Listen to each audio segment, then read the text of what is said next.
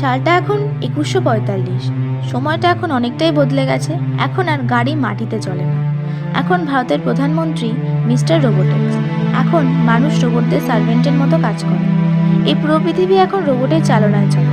এখন তো বিদ্যুতের রোবট তৈরি করে, এখন পুলিশও রোবটের, এখন আইনও রোবট, সবকিছুই এআই জেনারেটেড। ও, আমি তো আমার কথাই বললাম না। আমি মায়া, একজন রোবোটিক্স ইঞ্জিনিয়ার। আমিও সেই ব্যক্তিদের মধ্যে একজন যারা এই পৃথিবীকে ধ্বংসের মুখে ফেলে দিয়েছে। কিন্তু সারাক্ষণ তো এভাবে চলতে পারে না। এখন আমাদের প্রধান কাজ হচ্ছে এই রোবটের হাত থেকে নিজের পৃথিবীকে রক্ষা করা। আমাদের সিস্টেম টিম, নাম সুপার আরটি, সামনে চেষ্টা করছি রোবটের হাত থেকে পৃথিবীকে বাঁচানোর জন্য। আমাদের এই চেষ্টার মধ্যে অন্যতম একটি চেষ্টা আমরা কাজ করতে চলেছি।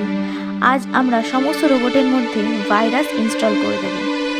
যদি আমরা সফল হই তাহলে কালকে এক নতুন সকাল দেখবে এই পৃথিবী।